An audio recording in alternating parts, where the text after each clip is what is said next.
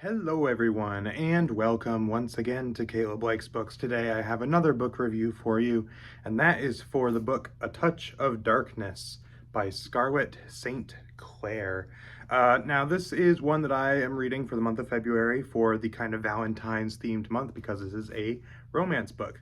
And in fact it is the only book that I have ever read, I think, that is fully just a romance book. You know, it doesn't really have any other, I mean, it's kind of a little bit fantasy, but it is very heavily focused in the romance, which is not something I tend to read. But I figured I'd give it a shot. And I decided on this one because it was a book that my wife had gotten a couple of years ago. It was just sitting on the shelf, not being read. I read the first couple chapters of it to her at one point, but that's as far as we ever got. So I was like, yeah, I'll give it a try. And I did not expect to enjoy this book. In fact, if you've seen my TBR video for February, you know I said that I did not expect to enjoy this book, which makes things very surprising because I actually did enjoy this book, which feels very strange to say because I didn't expect to. But I actually quite liked this book, which, yeah, it feels weird, but that's how it is. And before I actually get into the review, I do just want to say that I am going to be delving slightly into spoilers with this book. Nothing that I feel is extreme spoilers, because with the type of book this is, I think that you can predict some of the way things are going to go. But if you don't want to know anything about anything that happens in this book in terms of the romance or the plot or anything like that, then, you know, you might want to be wary of that. I personally would not consider them spoilers, but for some people, considering that I do talk about things that happen later in the book in relation to that, that might be considered spoilers. First of all, I like the general idea of this book, which is a modern retelling of Greek mythology, specifically Hades and Persephone.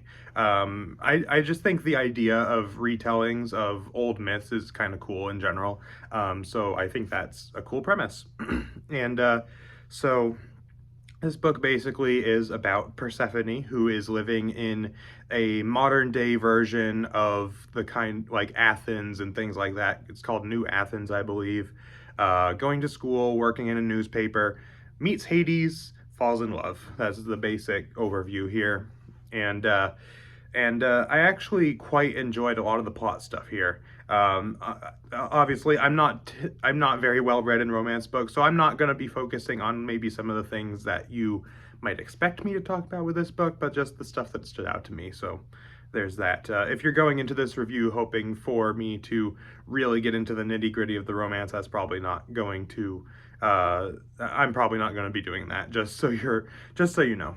But I did enjoy the plot of this book a decent amount. There was some interesting stuff going on that I was actually interested in learning about.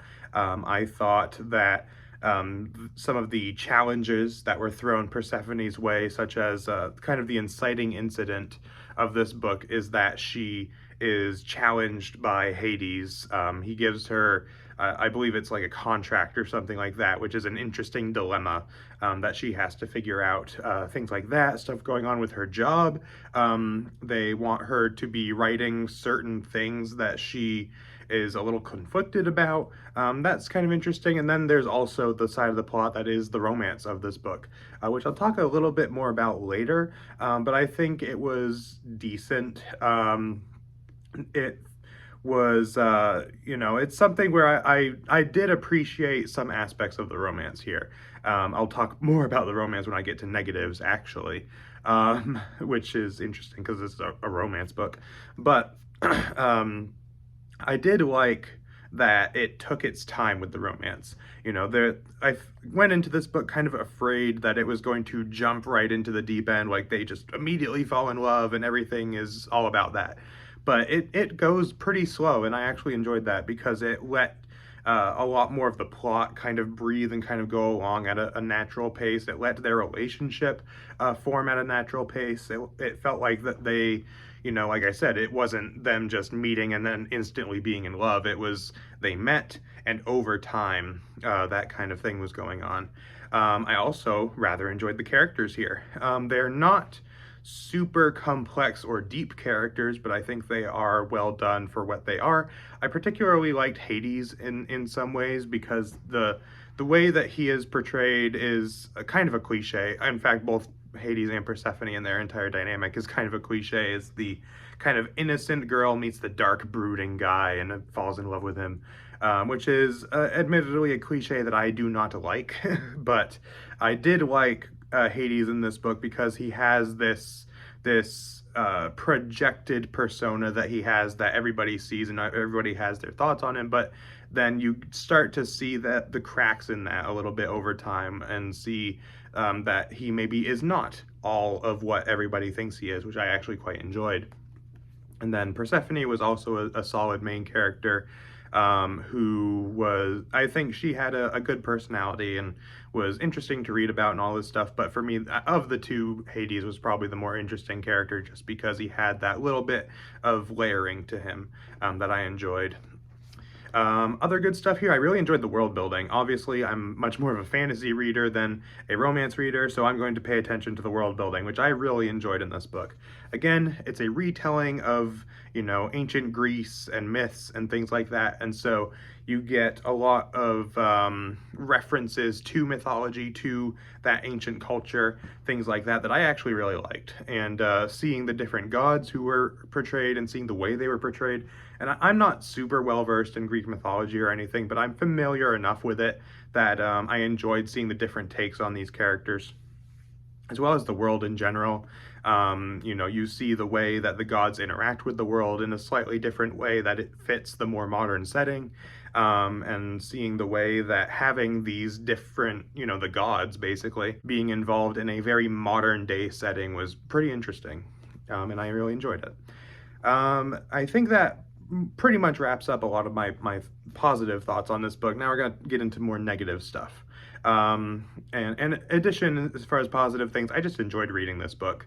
Like, it has some stuff that brings it down for me, which I'm going to talk about, but overall, I was actually very interested in continuing to read this book, and I found myself looking forward to continuing to read this book because I was interested in what was going on. But as far as negatives, there's not a lot, but there are a couple of things that do kind of irritate me a little about this book. First of all, like I said, the whole cliche trope of the innocent girl and the dark brooding guy and all that kind of thing, that's a trope that I don't really like. So obviously that's going to be a very subjective thing for me because that is a trope that I don't like, and this book deals heavily with that trope. I think for what it does with it, it works better than I would have expected, or better than I feared that it would have. So I guess at least it has that going for it. The romance also, not that I didn't like the romance, because I think in many parts it was written totally fine, but there was something a little bit off to me about it, and I can't place my finger on what that is. It was something, I think it was partially just the personality that Hades has, even though I enjoyed his character in this book. He does have that kind of darker side to his personality, and I felt like that maybe portrayed certain aspects of the relationship in a way that maybe isn't entirely healthy. Granted, I think it's a good thing to show relationships like that in media as long as you do it in a good way.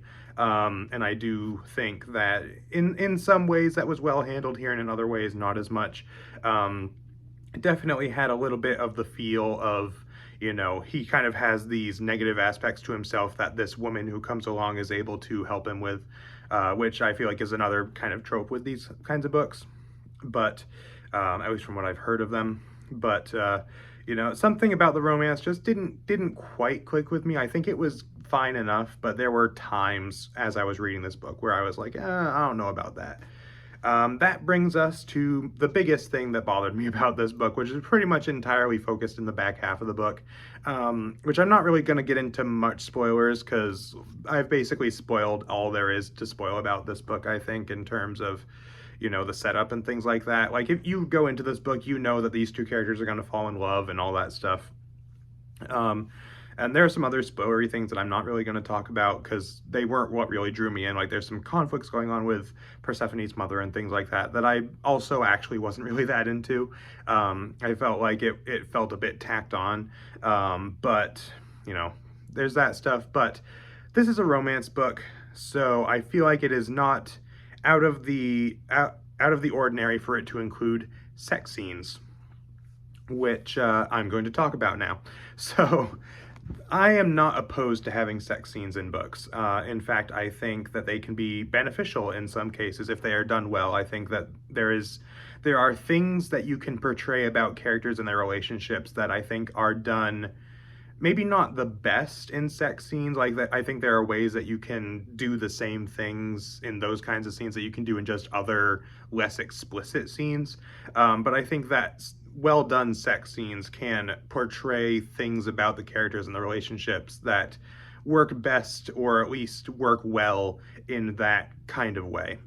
So I do not criticize the sex scenes in this book on the basis of me just not agreeing or not liking those things to be included, because I honestly don't mind as long as it feels like it's serving the story. And in this case, I feel like that was not the case. I think it was the case at times. But I felt like in the back half of this book, there are so many sex scenes. I did not count them, but I would not be surprised if there were over 10 sex scenes in that's probably an exaggeration, but it felt like basically every chapter, or at least every other chapter in the second half of this book, there was a not lengthy sex scene. They were usually only a few pages long at most, but it felt like a lot. And I do appreciate the way it was done because it is not throughout the book, because like I said, I think the pace of the relationship and the way that it's written was done well. So I think saving those scenes for the later sections of the book makes sense and works well. But I felt like it was a bit much. And I think that it took away from time that could have been spent on the other stuff in regards to things like the plot or the character development that I was more interested in. And it felt like some of those scenes were just being thrown in because it's a romance book. It needs more sex scenes.